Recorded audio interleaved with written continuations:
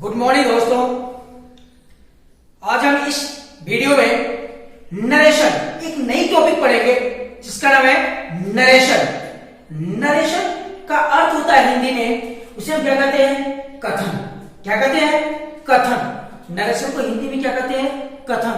तो दोस्तों, हमें कोई एक टॉपिक पढ़ने से पहले हमें उस टॉपिक के बारे में पता होना चाहिए कि वह कैसे बना है, उसकी डेफिनेशन क्या होती है, उसकी परिभाषा क्या होती है। तो आओ दोस्तों, पहले हम उसकी परिभाषा देखते हैं कि नरेशन होता क्या है, कथन कहते हैं किसे, कहते हैं किसे। तो दोस्तों देखो, लिखा है मैंने कि नरेशन की परिभाषा, नरेशन का अर्थ होता है कथन। नरेशन का अर्थ कथन होता है किसी के द्वारा कही गई बातों को का वर्णन करना नरेशन कहलाता है। कहने का मतलब हमारा है कि हम किसी भी वक्ता की कही गई बातों को जब हम वर्णन करते हैं, जब हम वर्णन करते हैं तो उसे हम क्या कहते हैं? नरेशन कहते हैं, कथन कहते हैं। किसी भी वक्ता की कहे हुए बातों को जब हम वर्णन करते हैं, उसका व्याख्या करते हैं, उसको बताते हैं, तो उसी को हम क्या कहते हैं? नरेशन कहते हैं। जैसे कोई एक व्यक्ति दूसरे व्यक्ति से कहा, फॉर एग्जाम्पल के लिए, राम ने श्याम से कहा कि तुम घर जाते हो। राम ने श्याम से कहा कि तुम घर जाते हो। तो अब राम जो है वह क्या है? वक्ता है, कहने वाला है। तो राम श्याम से कह रहा है कि तुम घर जाते हो। तो लेकिन यह तो हो गया कहने वाला। कहने का मतलब हमारा है कि वक्ता की कहे हुए बातों को ज्यों का त्यों कहना, उसे हम क्या कहते हैं? नरेशन। तो यहाँ पे लिखा है किसी के द्वारा कही गई बातों का जब हम वर्णन करते हैं, उसी क्या कहते हैं? नरेशन कहते हैं। इसी को इंग्लिश में क्या कहते हैं? Narration means to narrate. Narration मतलब कहने वाला। अब यहाँ पे समथिंग सेड बाय समवन, कहने का मतलब कि नरेशन मीन्स नरेट, जो बात कही जाती है उसे सेड समवन, किसी के द्वारा जब कोई बात कही जाती है उसे हम क्या कहते हैं? नरेशन कहते हैं दोस्तों। और हम इंग्लिश की भाषा में, अंग्रेजी की भाषा में दो प्रकार से व्यक्त कर सकते हैं। जो वक्ता की बातों को हम कितने प्रकार से व्यक्त कर सकते हैं? दो प्रकार से व्यक्त कर सकते हैं। पहला क्या है? डायरेक्ट, उसे हिंदी में क्या कहते हैं? प्रत्यक्ष। और दूसरा क्या है? इनडायरेक्ट, उसे हम क्या कहते हैं? अप्रत्यक्ष। अब कहेंगे दोस्तों कि डायरेक्ट क्या होता है और इनडायरेक्ट क्या होता है, उसे हम एक एग्जाम्पल के माध्यम से समझते हैं। जैसे Ram said, he is going to school. यह हो गया दोस्तों। अब इसे भी ध्यान से देखना कि डायरेक्ट क्या कहते हैं? डायरेक्ट मतलब Ram said he is going to school. यह तो हो गया आपका डायरेक्ट। कहने का मतलब है डायरेक्ट, मतलब प्रत्यक्ष। कैसे? अब यहां पर ध्यान देना, राम सेड, राम कह रहा है कि he is going to school, कि वह स्कूल जा रहा है। तो कहने का मतलब अब इसमें वक्ता क्या है? राम है। वक्ता क्या है? राम कह रहा है कि वह स्कूल जा रहा है। कोई थर्ड पर्सन, कोई तीसरा व्यक्ति स्कूल जा रहा है। अब यहाँ पे he is going to school. तो अब मैंने जो राम ने जो जैसा कहा है वैसा का वैसा यहाँ पे लिख दिया है। जो वक्ता है उस वक्ता के कहे हुए शब्दों को मैंने ज्यों का त्यों लिख दिया है, उसे हम क्या कहते हैं? डायरेक्ट। अब इसी को हम इनडायरेक्ट कैसे करते हैं? देखना दोस्तों, इसको हम हल करते हैं।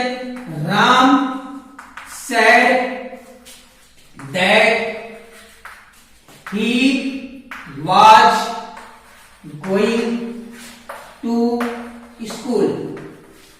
यह हो गया दोस्तों। अब ध्यान देना दोस्तों, अभी मैंने यहां पे क्या लिखा था? Ram said he is going to school, मतलब इसके बातों को मैंने जो का त्यों लिख दिया था। लेकिन जब हम उसको इनडायरेक्ट बोल देंगे, इनडायरेक्ट मतलब अप्रत्यक्ष रूप से, मतलब हम उसको अपने ढंग से तोड़ मरोड़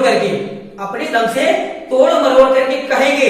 जैसे हम यहाँ राम सेड दैट, मैंने देखो लिखा है राम सेड दैट, राम ने कहा था कि he was going to school, वह स्कूल जा रहा था। ध्यान देना दोस्तों, यहां पे मैंने लिखा है कि वक्ता, यहां पे तो कॉमा में लिखा हुआ है जो वक्ता ने कहा हुआ है।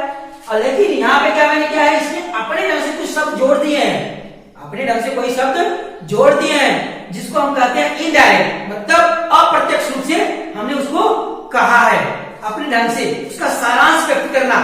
कहने का मतलब वक्ता की कहे हुए शब्दों को जब हम अपने ढंग से या उसका सारांश व्यक्त करते हैं, इसका भाव व्यक्त करते हैं, उसे हम क्या कहते हैं?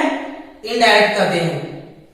यहाँ पे क्या है, वक्ता के शब्दों को मैंने ज्यों का त्यों कर दिया, मतलब जैसा उसने कहा हूबहू वैसा शब्द यहाँ पे मैंने लिख दिया, उसको हम कहते हैं इनडायरेक्ट। लेकिन इसी वक्ता के कहे हुए शब्दों को अगर हम उसका भाव प्रकट करते हैं या उसका सारांश प्रकट करते हैं तो उसे हम क्या कहते हैं? इनडायरेक्ट कहते हैं। आया समझे? डायरेक्ट क्या होता है और इनडायरेक्ट क्या होता है, समझ में आया? मैंने एग्जाम्पल के माध्यम से बताया है। अब इसको हम कैसे हल कर किए हैं वो हम आपको आगे बताएंगे, लेकिन मैंने केवल एक एग्जाम्पल समझने के लिए बता दिया कि यह क्या है, डायरेक्ट है, मतलब वक्ता के कहे हुए शब्दों को मैंने ज्यों का त्यों कर दिया। लेकिन यह क्या है? इनडायरेक्ट है, हमने उसका एक सारांश, उसका एक भाव प्रकट किया है। तो इस तरह इसके दो भाग हो गए, डायरेक्ट और इनडायरेक्ट। अब दोस्तों इसमें एक और चीज ध्यान रखना कि आगे पढ़ने से पहले मैं एक चीज और भी बताना चाहता हूं इसमें आपको कि इसमें दो वाक्य हैं, एक तो ये आपका है और दूसरा ये वाक्य है। दो वाक्य हैं। इसमें एक है कि राम ने कहा था, राम ने कहा था, यहां पे क्या है? वह स्कूल जा रहा है, यही है ना, दो वाक्य। अब इस वाक्य को क्या करते हैं और इस वाक्य को क्या करते हैं, ध्यान से देखना दोस्तों। इस वाक्य जो इन्वर्टेड कॉमा से बाहर होता है उसे हम रिपोर्टिंग वर्ब कहते हैं। क्या कहते हैं? रिपोर्टिंग वर्ब कहते हैं। और जो इन्वर्टेड कॉमा के अंदर होता है उसे हम क्या कहते हैं? Reported speech. ये इसको हम क्या कहते हैं? रिपोर्टिंग वर्ब, क्योंकि जो रिपोर्ट करता है, जो बताता है, जो कहता है, जो क्रिया करने वाला है, उसे हम क्या कहते हैं? Reporting verb. जो रिपोर्टिंग वर्ब के द्वारा जो कहा जाता है उसे हम क्या कहते हैं? Reported speech. इसे हम इन्वर्टेड कॉमा के अंदर लिखते हैं। और जो रिपोर्टिंग वर्ब होता है इसे इन्वर्टेड कॉमा के बाहर लिखते हैं। देखो ध्यान से देखना दोस्तों, इसे हम इन्वर्टेड कॉमा से बाहर लिखते हैं और जो इन्वर्टेड कॉमा के अंदर है उसे हम रिपोर्टेड स्पीच कहते हैं। तो दोस्तों आई होप आप लोगों को यहां तक समझ में आया होगा। यह तो इसकी परिभाषा है कि किसी के द्वारा कही गई बातों को का वर्णन करना नरेशन कहलाता है। Narration means to narrate something said by someone. इसको हम अंग्रेजी भाषा में कहने के दो तरीके होते हैं। पहला तरीका है डायरेक्ट और दूसरा है इनडायरेक्ट। डायरेक्ट किसे कहते हैं? वक्ता के कहे हुए शब्दों को ज्यों का त्यों लिखना या कहना, उसे हम डायरेक्ट कहते हैं। और इनडायरेक्ट वक्ता के कहे हुए शब्दों का भाव प्रकट करना या सारांश प्रकट करना, उसे तोड़ मरोड़ कर कहना, उसे हम क्या कहते हैं? इनडायरेक्ट कहते हैं। यह हो गया आपका इतना। तो आई होप आप लोगों को इतना समझ में आया होगा। अब इसको हम बदलने के नियम बताएंगे। तो इसको हम 5 प्रकार से बदलते हैं। तो आओ देखते हैं वो 5 प्रकार कौन कौन सा है।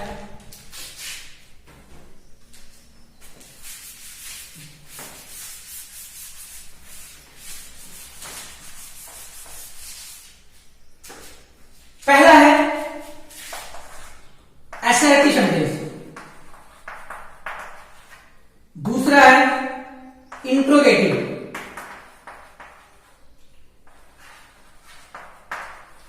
तीसरा है इंपरेटिव, चौथा है ऑप्टेटिव, पांचवा है एक्सक्लामेटरी,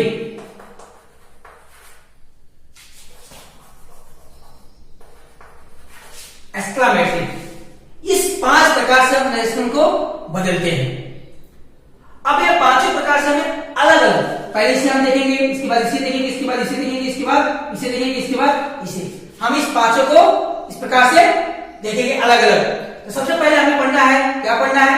असर्टिव सेंटेंस। तो आओ देखते हैं उसको, असर्टिव सेंटेंस दोस्तों।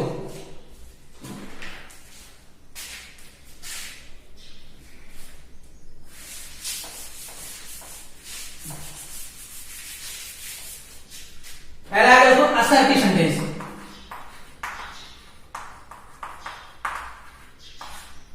असर्टिव। अब इसमें नियम फर्स्ट, रूल वन दोस्तों मैं बताना चाहता हूं कि अब इसमें मैंने आपको पहले बता दिया है कि रिपोर्टिंग वर्ब क्या होता है, रिपोर्टेड स्पीच क्या होता है, डायरेक्ट क्या होता है, इनडायरेक्ट क्या होता है। तो अब उसी के आधार पर हम पहला नियम लिखेंगे। नियम आप लोग लिखना चाहते हो तो आप लिख सकते हो कि पहला रूल है, उस रूल है कि जब पहला रूल है कि जब रिपोर्टिंग वर्ब प्रेजेंट टेंस या पास्ट टेंस प्रेजेंट टेंस या फ्यूचर टेंस में हो, क्या जब रिपोर्टिंग स्पीच प्रेजेंट टेंस या फ्यूचर टेंस में हो तो रिपोर्टेड स्पीच के टेंस में हम कोई परिवर्तन नहीं करते हैं। आओ दोस्तों उसको हम एग्जाम्पल के माध्यम से देखते हैं कि वह कैसा होता है। एग्जाम्पल है कि ही सेज कमा राहुल वाज रीडिंग मैथ। यह हो गया दोस्तों। अभी देखो दोस्तों मैंने नियम जो बताया है कि जब रिपोर्टिंग वर्ब प्रेजेंट टेंस या फ्यूचर टेंस में हो तो रिपोर्टेड स्पीच के टेंस में हम कोई परिवर्तन नहीं करते हैं। अब यहां पे ध्यान से देखो, अब कहोगे कि प्रश्न उठता है, सवाल उठता है कि हम कैसे पहचानेंगे कि रिपोर्टिंग वर्ब प्रेजेंट टेंस है या पास्ट टेंस है या फ्यूचर टेंस में है।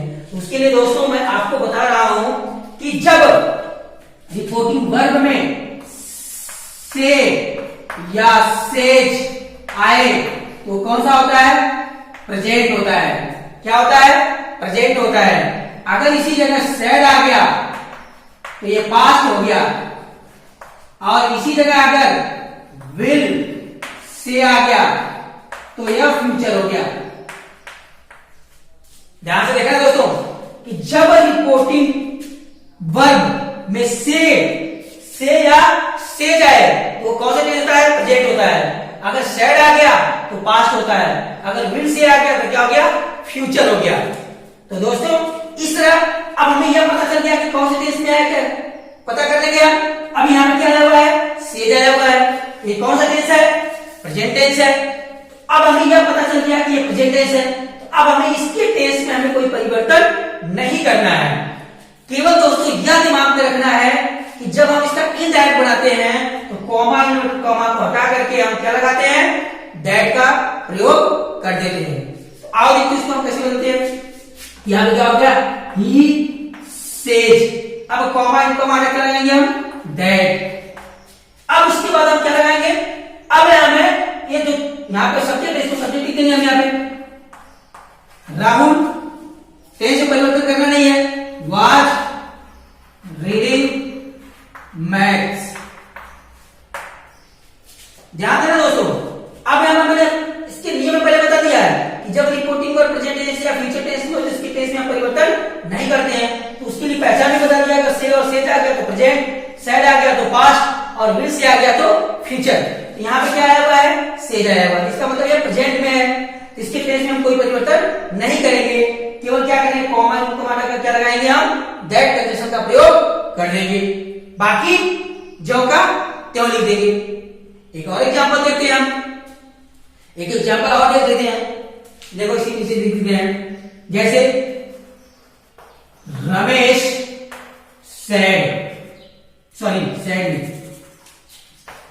Says comma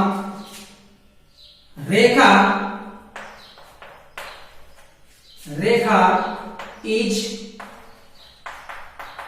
cooking food.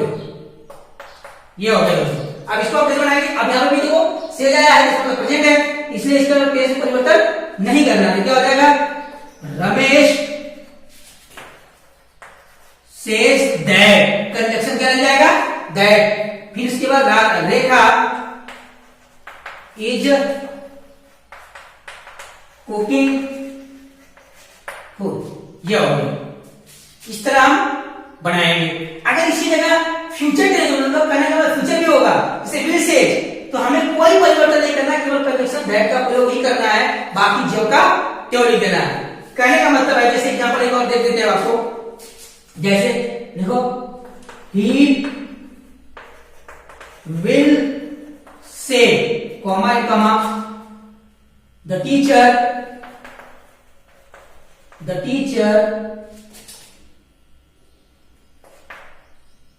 taught me. वह कहेगा कि मुझे, he will say the teacher taught me. उसने मुझसे कहा या कहेगा कि वह मुझे पढ़ाया था, अध्यापक ने मुझे पढ़ाया था। अब यहां पे क्या करेंगे हमें, क्या देगा, he will say that, बाकी से लिख देंगे हम, the teacher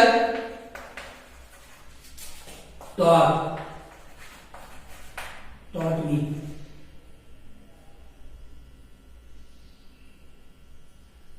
एक मिनट दोस्तों देखना चाहेंगे, अब मैं फर्स्ट पर्सन है तो यहां पे चेंज होगा, ही के साथ यहां पर हो जाएगा ही। आगे हम बताएंगे कैसे बदला है, उसको हम आगे पढ़ेंगे, जो पर्सन पढ़ाएंगे जो पर्सन चेंज तो उसको बताएंगे हम। यह हो गया आपका नरेशन। इस तरह आप असर्टिव सेंटेंस बनाएंगे। ये तो था रूल 1। अब रूल हम 2 पढ़ेंगे आगे। Thank you.